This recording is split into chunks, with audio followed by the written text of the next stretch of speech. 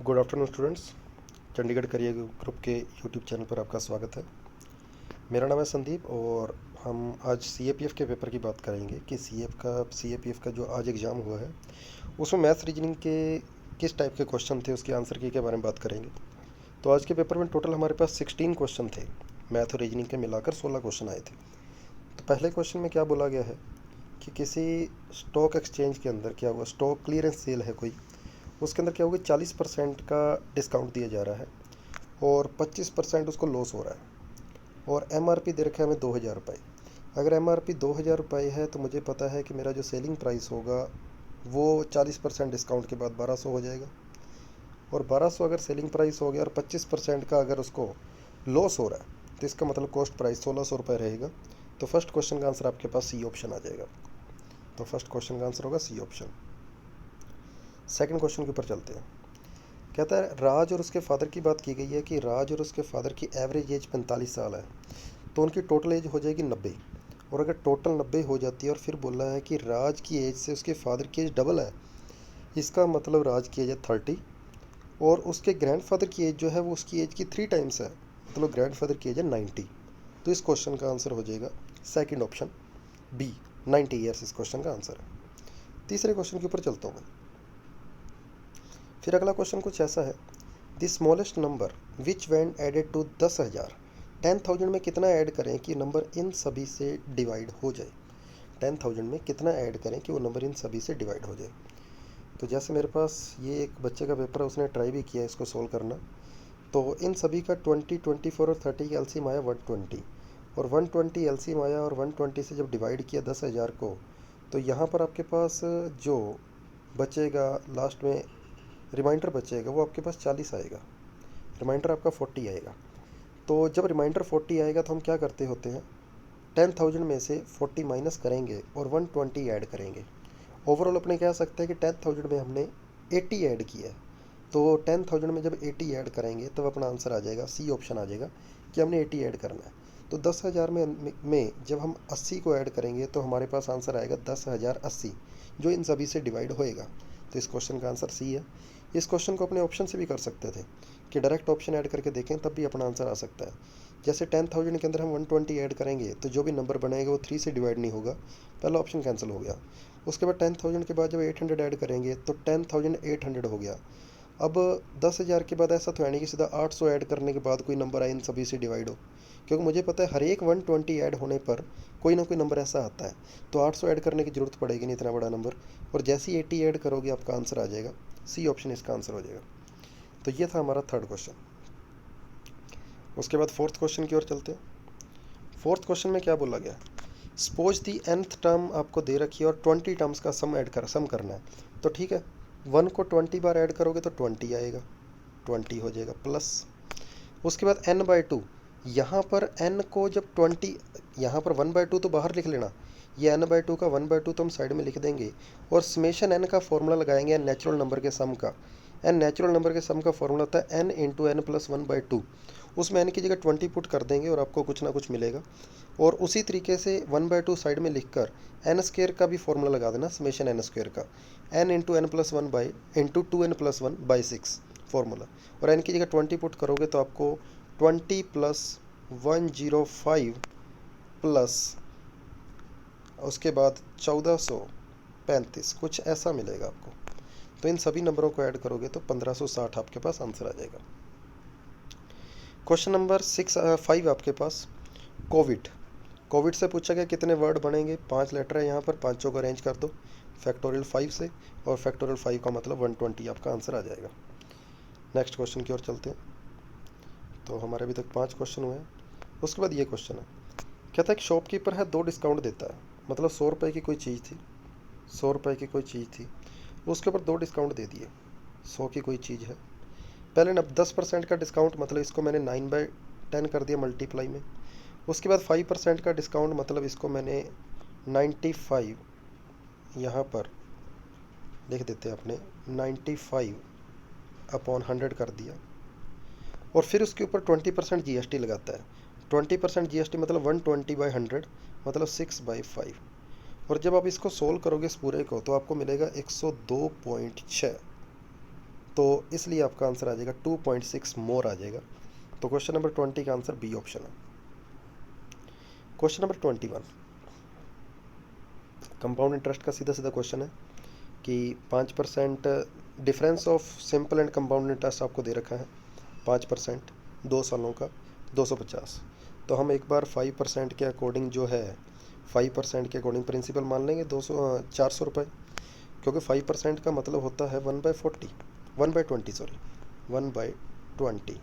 तो 400 रुपये जब मैं प्रिंसिपल मानूंगा तो पहले साल का ब्याज बनेगा 20 रुपये, दूसरे साल का ब्याज बनेगा 20 रुपये, और 20 रुपये के ऊपर भी ब्याज बनेगा 1 रुपये।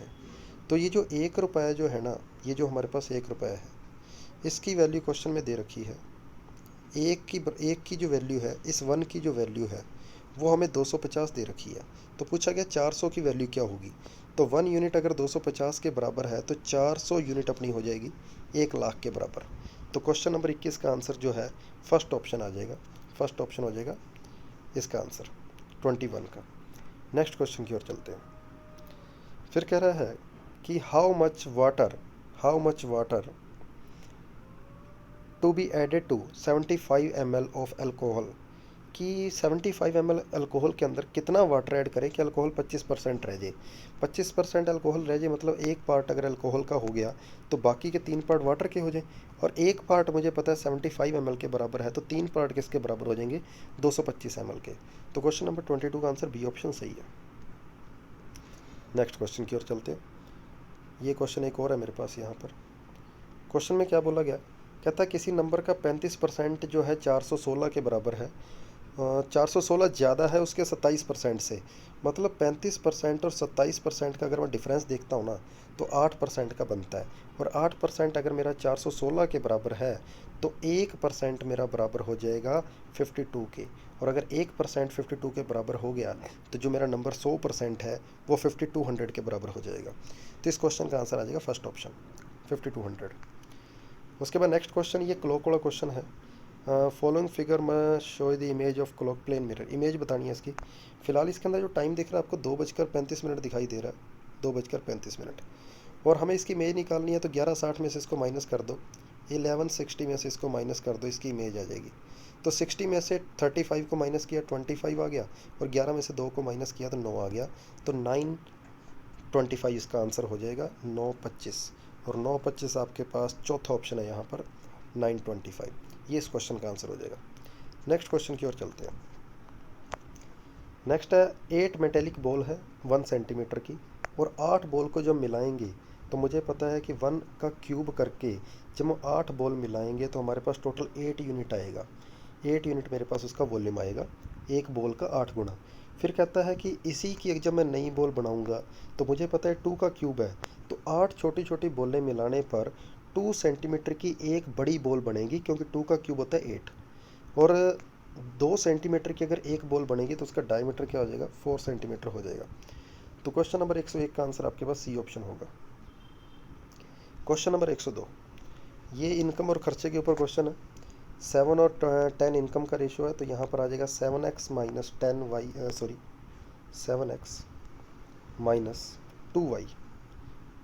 7x minus 2y is equal to 1000। और उसके बाद 10x minus 3y is equal to 1000। इन दोनों इक्वेशन को सोल्व कर लेना, आपको x की वैल्यू मिल जाएगी, x की वैल्यू आपके पास आ जाएगी, और वो x की वैल्यू आपकी 1000 आएगी। इन दोनों इक्वेशन को सोल्व करने पर x की वैल्यू 1000 आएगी।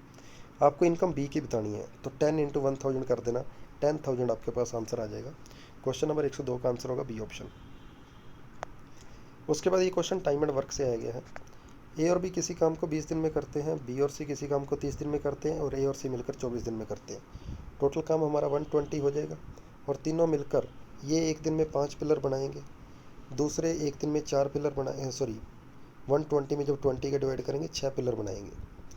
ये एक दिन में 4 बनाएंगे, ये एक दिन में 5 बनाएंगे। तो एक दिन में तीनों ने मिलकर 7.5 पिलर बनाए, 7.5। और 7.5 में से उसने बोला है कि बी और सी 30 दिन में करते हैं, तो बी और सी के 4 हैं, तो 2.5 पिलर बनाए हैं ए ने अकेले ने। और 120 पिलर बनाने में एक कितने दिन लगा, अगर वो डेली 2.5 नहीं सॉरी 3.5 अगर वो डेली 3.5 पिलर बनाता है तो 120 में 3.5 का डिवाइड कर दें तो आपका आंसर आ जाएगा। मतलब 240 में आपने 7 का डिवाइड करना है, और 240 में 7 का डिवाइड करने पर सी ऑप्शन आ रहा है 34 एंड 2/7। ये इसका आंसर बिल्कुल सही है। नेक्स्ट क्वेश्चन की ओर चलते हैं। ये क्वेश्चन ये थोड़ा सा टेढ़ा हो गया।